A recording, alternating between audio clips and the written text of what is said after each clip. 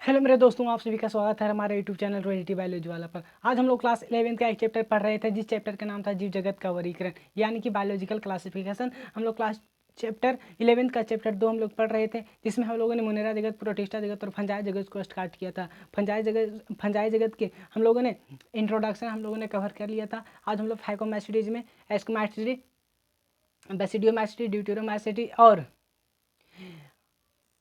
हम लोग phycomycetes, ascomycetes, बेसिडियोमैस्टिटीज और ड्यूटेरोमैस्टिटीज के बारे में उसके पढ़ने वाले थे। आज हम लोग सिर्फ दो जगत को हम लोग कंप्लीट कर, दो भागों को, फंजाई जगत के दो भाग को हम लोग कंप्लीट करने वाले हैं आज, फाइकोमैस्टिटीज और एस्कोमैस्टिटीज को आज हम लोग कंप्लीट करने वाले हैं। अगर आप सभी इस चैनल पर नए हैं तो प्लीज़ वीडियो को लाइक, चैनल पर नए चैनल को सब्सक्राइब करके बेल आइकन को दबा लीजिए, ताकि आप सभी को इस चैनल पर आने वाले सारे वीडियो का नोटिफिकेशन सबसे पहले आप तक पहुँचता रहेगा।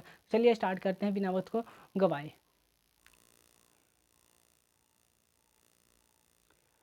फाइकोमैस्टिटीज का मतलब क्या होता है?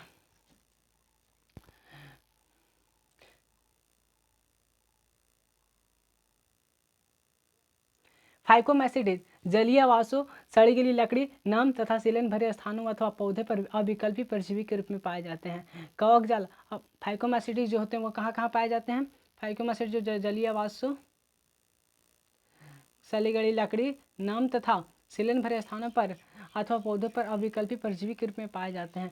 कवक जाल इनकी बात करते हैं, अपटी होता है, यानी कि अगर इस तरह का इनका कवक अपटी होता है, इसमें यानी कि इस तरह का कोई भी चिन्ह नहीं होता है, इसमें सिर्फ इस तरह का बहुत सारा केंद्रक पाया जाता है। इसे हम लोग क्या कहते हैं? अपवर्तीय तथा बहुकेंद्रक होते हैं। इसमें अलैंगिक जनन की अगर हम बात करते हैं, इसमें अलैंगिक जनन जो होता है चल बीजाणु द्वारा अथवा अचल बीजाणु द्वारा होता है। अलैंगिक जनन चल बीजाणु द्वारा या अचल बीजाणु द्वारा होता है, और ये बीजाणुधानी अंतर्जातीय उत्पन्न होते हैं। दो युग्मकों के संलयन से युग्माणु बनते हैं। इन युग्मकों का आकार की एक जैसी, अगर एक दोनों एक ही तरह का हो तो उसे हम लोग समयुग्मकी कहेंगे।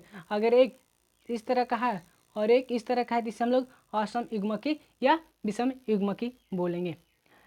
तो जो इस इनका इन युग्मकों का आकार की एक जैसी होती है, या तो सम युग्मकता हो सकता है, या विभिन्न अलग अलग आकार के हो सकते हैं, जिसे हम लोग असम युग्मकी या विषम युग्मकी का हो सकता है।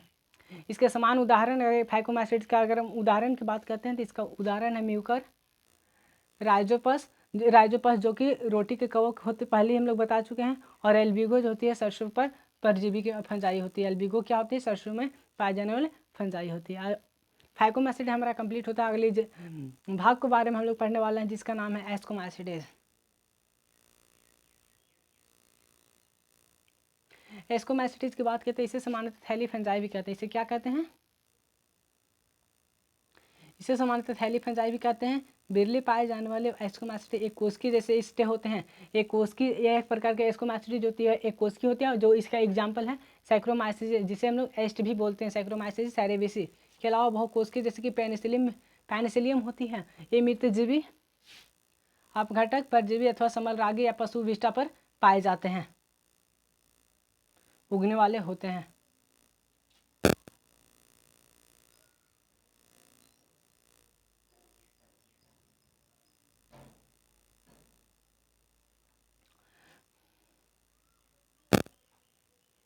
पर उगने वाले कवक जल साखी तथा पट्टी होते हैं, यानी कि इसमें इस तरह का बहुत सारे पट पाया जाता है और एक केंद्र का होते हैं, पट्टी होते हैं। इसमें अलैंगिक जनन की बात करते हैं, बीजाणु या कोनिडिया द्वारा होता है। विशिष्ट कवक जाल जिसे कोनिडियन धावर कहते हैं, पर वह जात रूप से उत्पन्न होते हैं। कोर्निया अंकुरित होकर एक कवक जाल बनाते हैं। लैंगिक बीजाणु को एस्कस बीजाणु कहते हैं। ये बीजाणु थैलीसम्स एस्कस के अंतर्जातीय रूप से उत्पन्न होते हैं। ईसाई एक वचन एस्कस विभिन्न प्रकार के फलनकाय में लगी रहती है, जिन्हें एस्कोकॉर्प कहते हैं। इसके कुछ उदाहरण एस्परजिलस, क्लेविसेप तथा न्यूरोस्पोरा। इसका 3 उदाहरण हमारा है, एस्परजिलस, क्लेविसेप तथा न्यूरोस्पोरा। न्यूरोस्पोरा का उपयोग हम लोग जब रासायनिक तथा अनुवांशिक प्रयोगों में बहुत किया जाता है। इसी कारण से यह पादप जगत के ड्रोसोफिला के क्या है? समान है, प्रसिद्ध है। इस वर्ग में आने वाले मॉरिल तथा ट्रफल खाने योग्य होते हैं और इन्हें सुस्वादु भोजन कहा जाता है। मॉरिल तथा ट्रफल क्या होते हैं? खाने योग्य होते हैं और इसे हम लोग सुस्वादु भोजन समझा जाता है।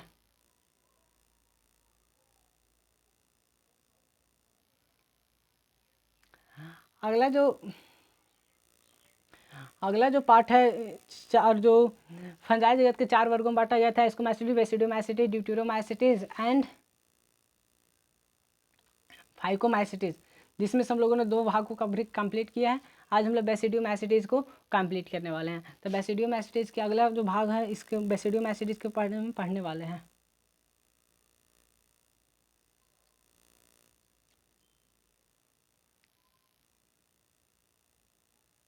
बेसिडियम एसिड के ज्ञात सामान्य प्रकार मशरूम, ब्रैक्ट फंजाई अथवा पफबॉल हैं। ये मिट्टी में लैट तथा वृक्ष के ठूंठों पर तथा सजीव पादपों के अंदर परजीवी के रूप में उगते हैं। जैसे कीट तथा कंड में कवकजाल शाखित तथा पट्टी हो सकता है। इसका कवकजाल शाखित भी हो सकता है या पट्टी हो सकता है।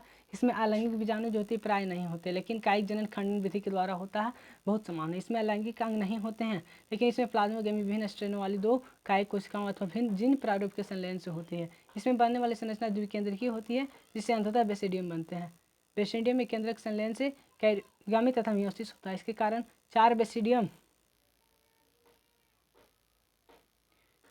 बीजाणु बनते हैं। बेसिडियम बीजाणु बेसिडियम पर बहिर्जात रूप से उत्पन्न होते हैं। बेसिडियम फलनकाय में लगे रहते हैं, जिसे बेसिडियोकार्प कहते हैं। इसके कुछ समान उदाहरण है एगेरिकस मशरूम जिसे कहते हैं, एस्टिलॉगा को जिसे कंड कहते हैं, पॉक्सिनिया को जिसे कीट फंगस कहते हैं।